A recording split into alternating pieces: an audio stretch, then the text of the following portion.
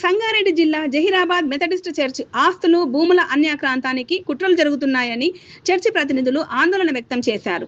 పట్టణంలోని reverend Garg memorial church ప్రాంగణంలో సమావేశమై నిరసన చేపట్టారు. హైదరాబాద్లోని మెథడిస్ట్ హెచ్ఆర్సి ఎంసీఐ ప్రతినిధులు జహీరాబాద్లోని సుమారు 100 ఎకరాల మెథడిస్ట్ చర్చ్ ఆస్తులను భూములను లీజులకు ఇచ్చి సొమ్ము చేసుకోవాలని కుట్రలు చేస్తున్నారని ఆరోపించారు.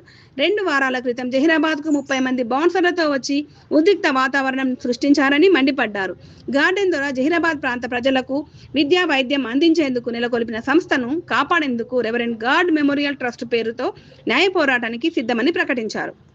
భాగంగానే జహీరాబాద్లో 1920-25 సంవత్సరంలో వాళ్ళు ఇక్కడికి విచ్చేయడం జరిగింది. విచ్చేస్తూ మరి ఈ ప్రాంతం చాలా పేదరికంతో కూడిన ప్రాంతం అని చెప్పేసి ఇక్కడున్న అన్ని కమ్యూనిటీస్ అంటే క్రిస్టియన్స్ అని కాకుండా ముస్లిం సోదరులు కానీ హిందూ సోదరులు కానీ అందరికీ ఇక్కడ హెల్ప్ ఉండాలి, ఇక్కడ చదువు తక్కువ ఉందనే ఉద్దేశంతో వాళ్ళు ఒక స్కూల్ 1931లో ఎస్టాబ్లిష్ చేయడం జరిగింది. మెథడిస్ట్ రూరల్ హై స్కూల్ అని. దాంట్లో ప్రైమరీ స్కూల్ ఉంది, హై స్కూల్ ఉంది.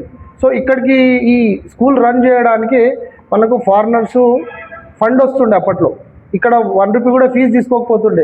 నాకు తెలిసి దీంట్లో కూడా మీ విలేకరులలో కూడా కొంతమంది ఇక్కడ చదివిన వాళ్ళు ఉండుంటారు, దీని గురించి తెలిసిన వాళ్ళు కూడా ఉండుంటారు. సో కాలానుసారంగా అప్పుడు చాలా బ్రహ్మాండంగా స్కూల్ కానీ హాస్టల్ కానీ రన్ అవుతుండే, ఎందుకంటే ఫండింగ్ వస్తుండే అక్కడ నుంచి. సో బాగా రన్ అవుతుండే, స్టాఫ్ కూడా బాగుండే. సో మెల్లిమెల్లిగా ఏమైపోయింది, ఇందులో వ్యవస్థ లోపలనే కొంతమంది కరప్షన్ వల్ల, లంచగొండి అధికారుల వల్ల మెల్లిమెల్లిగా సంస్థ కానీ స్కూల్స్ కానీ కుంటుపడడం జరిగింది.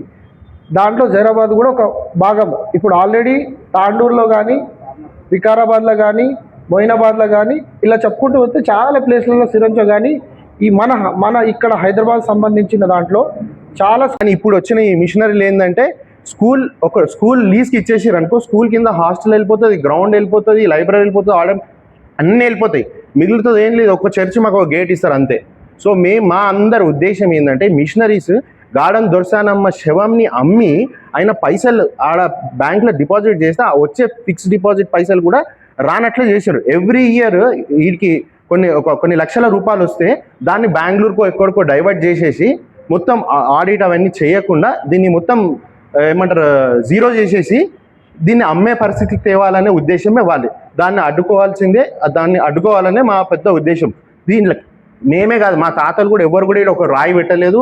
మేము కూడా ఇప్పుడు ఏం రాయి కూడా పెట్టలేము కూడా. మేము మిషనరీలు వాళ్ళు చేసిన సేవకి మేము ఎవరం కూడా ఇప్పుడు దానికి చేయలేము. అది కాపాడదామనే ముఖ్య ఉద్దేశం మాది. మీరు దీన్ని మీ అందరికి కూడా తెలిసి ఇలా చదువుకున్న వాళ్ళు అందరూ ఉన్నారు, దీని వాస్తవాన్ని మీరు రాస్తారని మీ అందరికి